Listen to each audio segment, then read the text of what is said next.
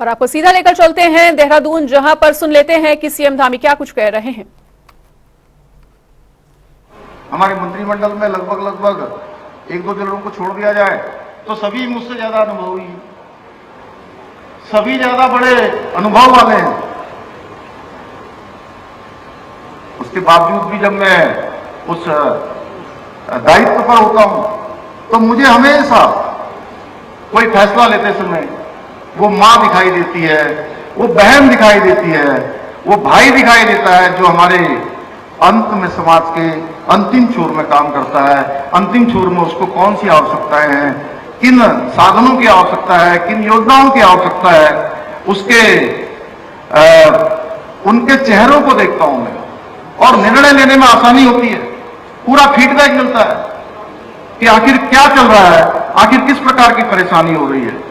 भाइयों बहनों, हमारा जो संकल्प है वो विकल्प रहित संकल्प है और विकल्प रहित संकल्प के साथ माननीय प्रधानमंत्री जी की जो अपेक्षा है कि उत्तराखंड को देश का श्रेष्ठ राज्य बनाना है, उसके लिए हम पूर्ण रूप से संकल्पबद्ध हैं और हमने ये प्रयास किया है कि उत्तराखंड हिंदुस्तान के श्रेष्ठ राज्यों में शामिल हो। और माननीय प्रधानमंत्री जी ने जो बाबा केदार की पवित्र भूमि से कहा था कि 21वीं सदी का तीसरा दशक उत्तराखंड का दशक होगा। भाइयों बहनों, 21वीं सदी के तीसरे दशक को उत्तराखंड का दशक बनाने के लिए हमने अगले 10 सालों का जो रोड मैप है वह भी आगे बढ़ाने का काम किया है। और किसी भी सरकार के लिए, जैसा अभी सुबोध जी कह रहे थे कि 1 साल का कालखंड मूल्यांकन के लिए बहुत कम होता है, बहुत कम समय होता है, फिर भी मैं पूरे विश्वास के साथ कह सकता हूं कि 1 वर्ष में उत्तराखंड के नए संकल्प के साथ हमने कई बड़ी पहल करने का भी काम शुरू किया है। अनेकों नए प्रयासों को भी प्रारंभ किया है। इसको व्यापक रूप देने के लिए, धरातल पर उतारने के लिए मसूरी में हमने चिंतन शिविर आयोजित किया था 3 दिन का। उसमें व्यापक रूप से चर्चा हुई थी, एक खाका तैयार किया गया है, उसमें तेजी से काम हो रहा है। इस 1 साल के दौरान हमने जनता से किए गए अनेकों जो हमारे वायदे हैं, उन वायदों को भी धरातल पर उतारने का काम किया है या फिर उनको निर्णायक स्तर पर ले जाने का काम हुआ है। अंत्योदय परिवारों को 3 गैस के सिलेंडर देने का मामला हो, हमारा ये संकल्प था और हमने उसको धरातल पर उतारा।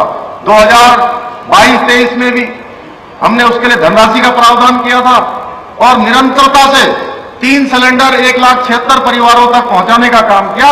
और इस वर्ष के लिए भी 23 और 24 के लिए भी हमने अपने सामान्य बजट में वो धनराशि का प्रावधान कर दिया है और गरीब परिवारों को 1,76,000 से जो आगे भी बढ़ जाएंगे उन सभी को हम ये 3 सिलेंडर देने का काम करेंगे। मातृशक्ति को, क्योंकि लंबे समय से मांग थी मातृशक्ति को क्षैतिज आरक्षण मिलना चाहिए। बीच में माननीय न्यायालय में मामला चला गया और माननीय न्यायालय ने उसको रोक दिया था। हम उच्चतम न्यायालय में गए, उच्चतम न्यायालय ने हमारे हक में फैसला किया, लेकिन उसके बावजूद भी हमने तय किया कि हम विधेयक के रूप में इसको लाएंगे। 30% का क्षैतिज आरक्षण यहाँ पर सुनिश्चित हो गया है। इसके साथ साथ समान नागरिक संहिता जो हमारा संकल्प था, उत्तराखंड के आम चुनाव से पहले देवभूमि उत्तराखंड की जनता के सामने हमने यह संकल्प प्रस्तुत किया था कि नई सरकार के गठन होते ही हम उत्तराखंड के अंदर कोई किसी जाति का होगा, किसी धर्म का होगा, किसी पंथ का होगा, किसी समुदाय का होगा, सबके लिए हम उत्तराखंड के अंदर समान नागरिक संहिता यानी कि एक समान कानून को लागू करेंगे। उस पर हम तेजी से काम कर रहे हैं। कमेटी काफी आगे बढ़ गई है, ड्राफ्ट तैयार हो रहा है। ड्राफ्ट के तैयार होते ही उत्तराखंड के अंदर हम इसको लागू करेंगे। इसके अलावा धर्मांतरण जो एक हमारे यहाँ पर एक महापाप की तरह लगातार चल रहा था। आप बहुत सारे ऐसे स्थान हैं जहां पर हमारे कम पढ़े लिखे भाई बहन रहते हैं, अनुसूचित जाति के, जनजाति के लोगों के बीच में जाकर उनको वर्ग लाने का काम होता है, उनको प्रलोभन देने का काम होता है, डराने धमकाने का काम होता है। इसलिए हमने तय किया देवभूमि के मूल स्वरूप को किसी भी कीमत पर खराब नहीं होने देंगे। यहाँ की धर्म संस्कृति की रक्षा करेंगे और हम कड़ा धर्मांतरण का कानून यहाँ पर लेकर आए हैं। इसके साथ साथ नई शिक्षा नीति को हमने लागू किया है। देश के अंदर हमारा पहला राज्य है जहां हमने नई शिक्षा नीति लागू की है, हमने नई खेल नीति लागू की है, सख्त नकल विरोधी कानून जिसके बारे में आप सब जानते हैं, हिंदुस्तान का सबसे बड़ा कानून बनाने का काम भी हमारी सरकार ने आप सबके आशीर्वाद से किया है। भाइयों बहनों, हमारे राज्य आंदोलनकारी विवेकानंद जी भाई बैठे हैं यहाँ पर, लंबा संघर्ष करा है आंदोलनकारियों ने यहाँ के राज्य को बनाने के लिए। इन राज्य आंदोलनकारियों का मामला भी लंबे समय था, हमने मंत्रिमंडल में फैसला किया कि 10% का जो क्षैतिज आरक्षण है हमारे उत्तराखंड के आंदोलनकारियों के लिए हमने सुनिश्चित करने का काम नहीं किया है। ऐसे सभी कठिन परंतु राज्य के लिए आवश्यक सभी कार्यों को एक कम समय में, 1 वर्ष में हमने आगे बढ़ाने का काम किया है। हमारे लिए हमारी सर्वोच्च प्राथमिकता केवल प्रदेश का हित है। यही हमारी सरकार किसी भी वर्ग का अहित न हो इसके लिए काम कर रही है। जो लोग आज, अनेकों ऐसे लोग भी हैं, मैं बताना चाहता हूं, क्योंकि ये ऐसा मंच आज पूरा प्रदेश सुन रहा है, यहां से सब लोग देख रहे हैं।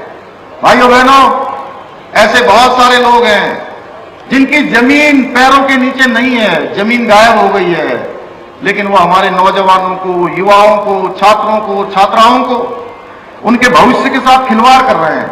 उनको राजनीति के, अपनी राजनीति के लिए उनको आगे करने का काम कर रहे हैं, उनके कंधों पर बंदूक रखकर टाइगर दबाने का काम कर रहे हैं।